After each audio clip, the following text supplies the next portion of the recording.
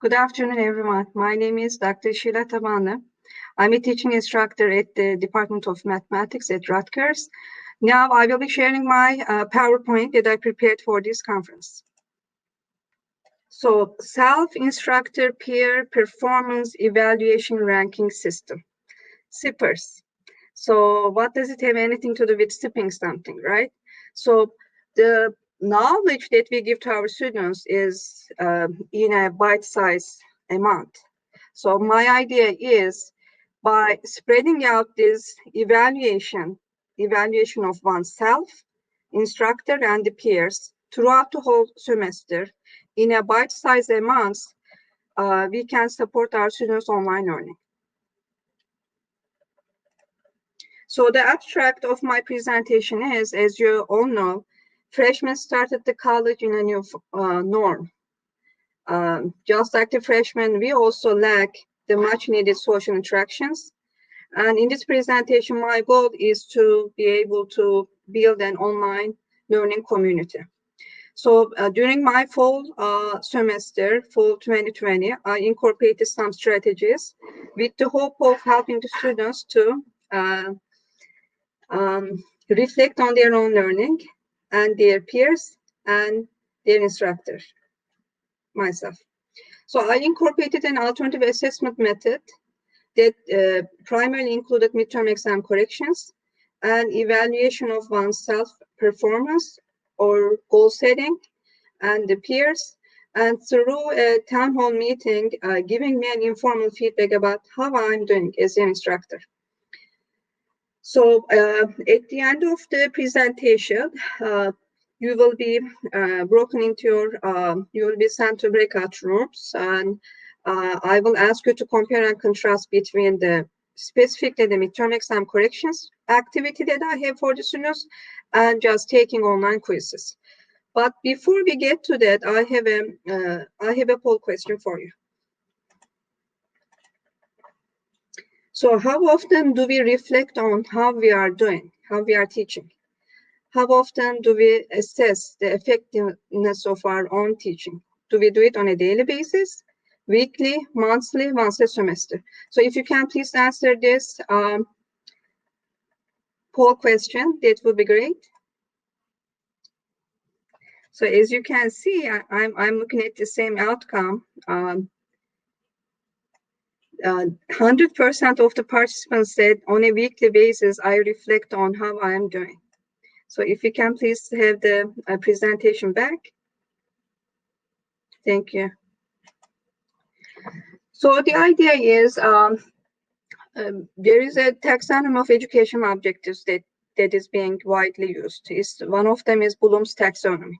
So Bloom's taxonomy says that at the bottom of this, like a pyramid, as you can see, we want students to recall a formula and information. We want them to understand, and we want them to apply what they learned. And ultimately, at the end of this pyramid, as you can see, we want them to be able to create, evaluate, and analyze what they are learning.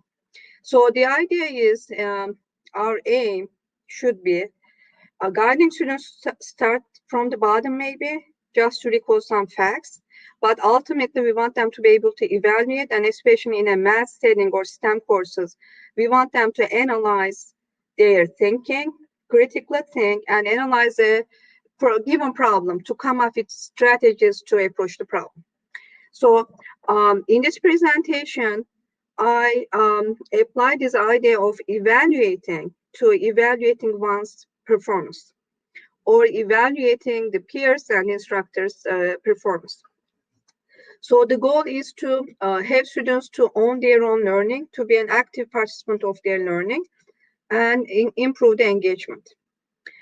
And with the hope of accountability, goal setting, and active engagement, we want students to improve their understanding and improve their participation on a regular basis in their classes.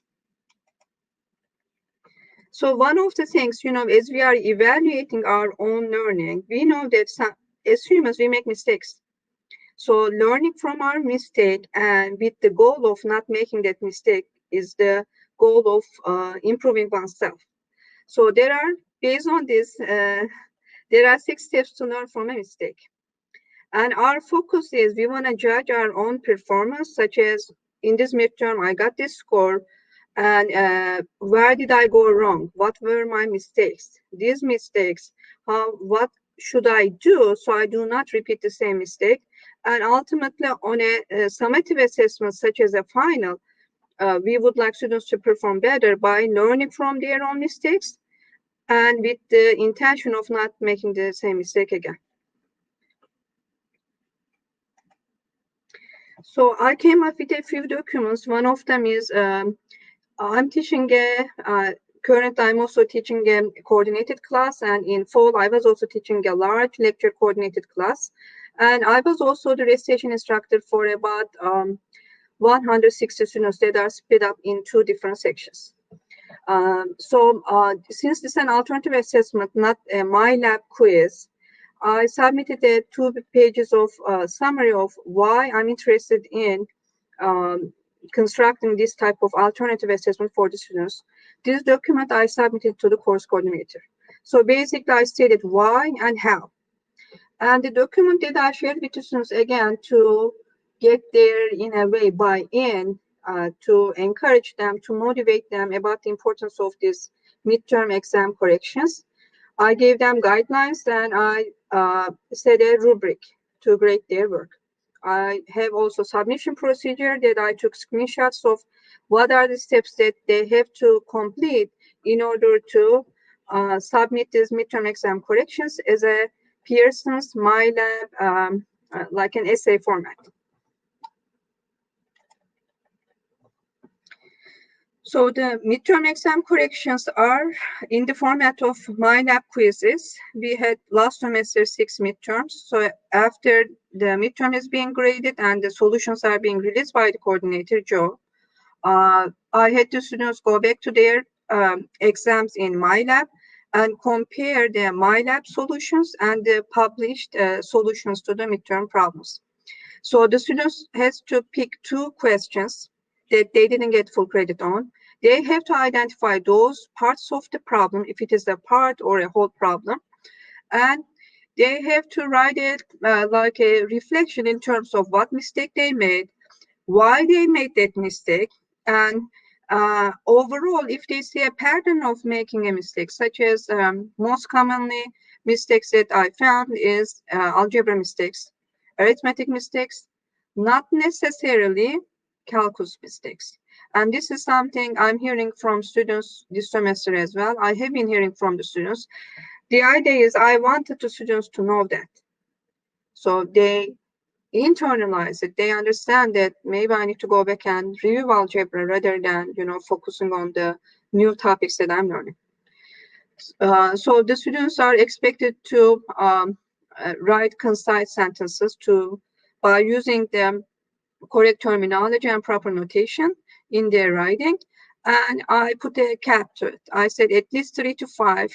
But what I found out, several students, they like writing. These are the students in life sciences courses. They are not engineering majors. So I noticed that they really take the time, because I'm able to check their activity log in MyLab. They really took the time to go back and forth between the published outcomes, the published responses to the questions, the correct responses versus their own responses, to be able to really compare and contrast between their mistakes and what the correct mistake was supposed to be. So the students who actually participate in this activity really benefit from it, which I have one slide of summary at the end. This is a rubric that I shared with them. So it was graded based on 0, 25, 50 per question. So it's not graded just based on completion, but I gave them some type of not extremely strict, not very loose, somewhere in between instructions on how their work will be being graded. So I had also some students who didn't make a mistake or who had less than 2 questions. So I told them, you have an option. You are an eligible student. For those students, you write down the strategy that you use. It could be a study skill, a strategy that you use when you are studying for this test, or it could be something that you have been doing on an official list of problems we have, homework problems that you were able to transform that type of strategy to the midterm problem. Now, CPRS as an aspect of instructor assessment. So we want the students to be able to tell us in a respectful and supportive environment how we are doing. Last semester, we had a town hall meetings. These are informal but recorded Zoom meetings we had with the students. And I was the listening ear. So the students who chose to attend, they attended it and they gave me very valuable feedback. In addition to the virtual town hall meeting, we also have something more of a formal mid-semester. These are official instructor evaluation. So I found the feedback that students provided was very valuable, and I implemented some. Actually, I implemented many of them. And I also provided a concise summary of what the students feedback to me to the course coordinator as well. So the things that I implemented right away is, for example, the lecture outlines, because I'm using my tablet PC to write the notes, but for the definitions, I was using the definitions from the textbook. So I provided the outlines before the lecture so students can focus on the problem solving aspect of me solving the problems while I'm supporting their engagement by the poll questions. And I'm using Canvas, so a midterm review folder in a Canvas separate than the lectures. So all these things are the real things that I incorporated in my class after the virtual town hall meeting. We also talked about getting together, and but we didn't do it. But it was nice to see the students that, I didn't want to meet you in person. Let's get together. And I noticed that for the first semester students especially, they don't know the campus. So they haven't been to the campus. They are not living on campus. So I showed them pictures of this is called the yard. We can get together here, So the outcome was very positive. The response I got from the feedbacks were very, they really care and they're passionate about what they are doing, and they are here to give us support and feedback how to make it better for everyone.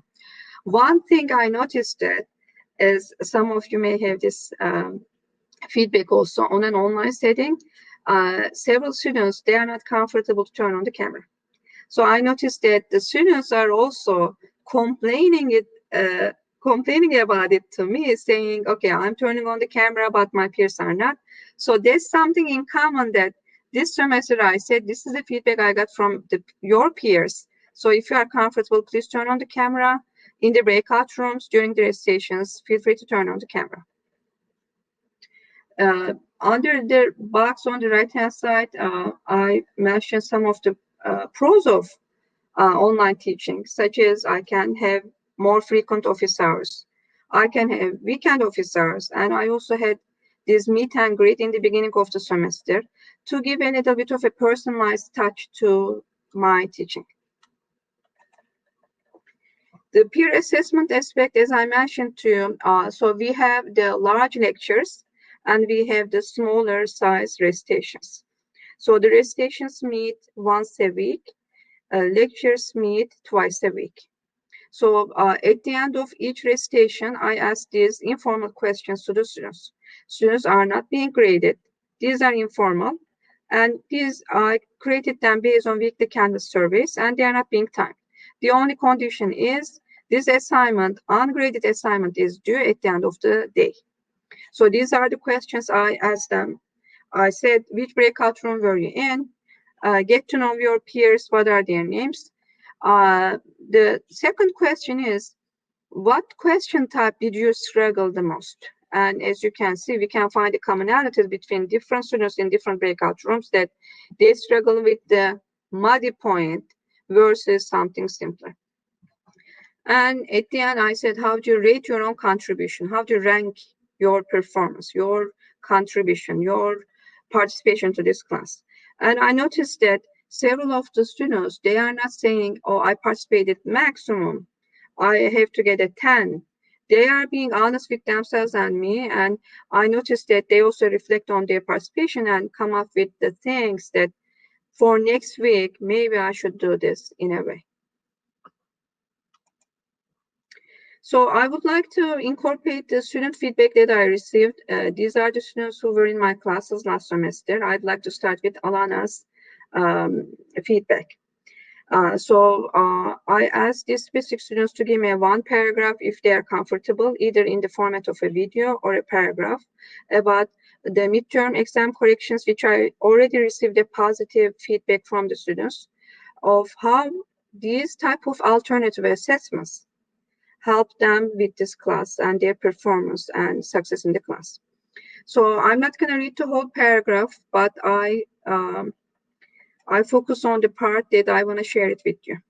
So the part that I want to share with you is, Alana said, the midterm reflections helped me a lot in preparation for the final exam because they reinforced my understanding for each unit.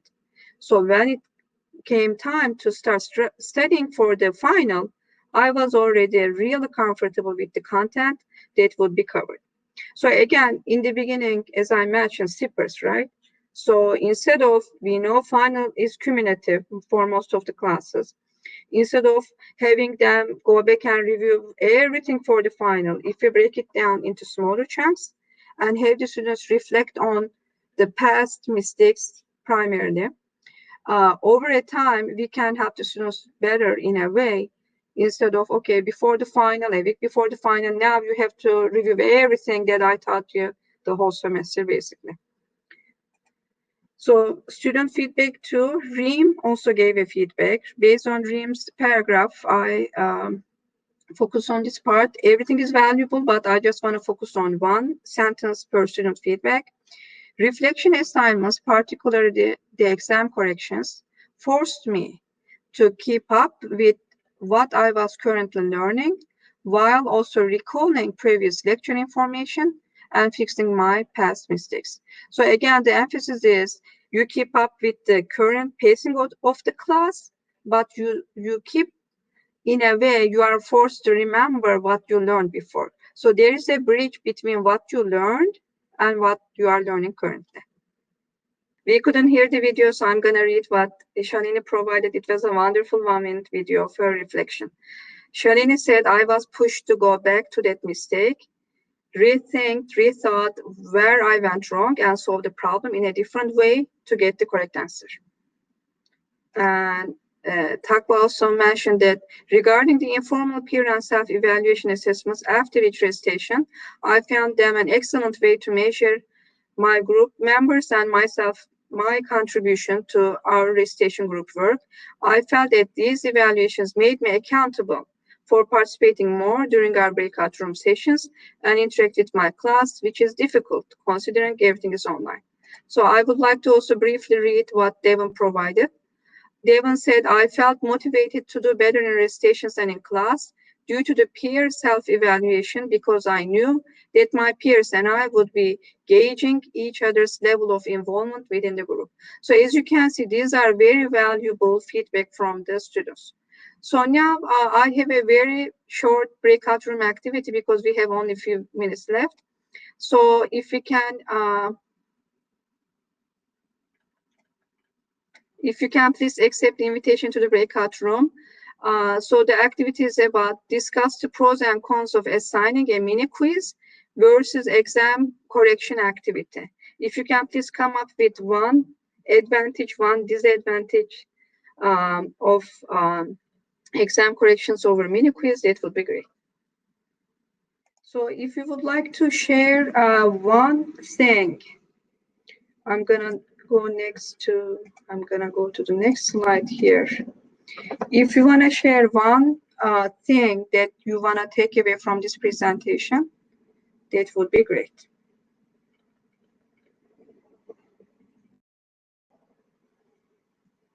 Anyone in the breakout room would like to share one pro and one con about what they came up with? If not, we can go to the final slide where I receive your questions. So this performance analysis, when I analyze the midterm exams, the 6 midterm exams, and the final exam, I noticed that the students who participate in this, especially the midterm exam corrections, outperformed their peers who did not participate in the midterm exam corrections by 8.25% on average. And I would like to acknowledge the students and the course coordinators and department chair and vice chair for their support. If you have any questions, if not, thank you for participating. Enjoy the rest of your day.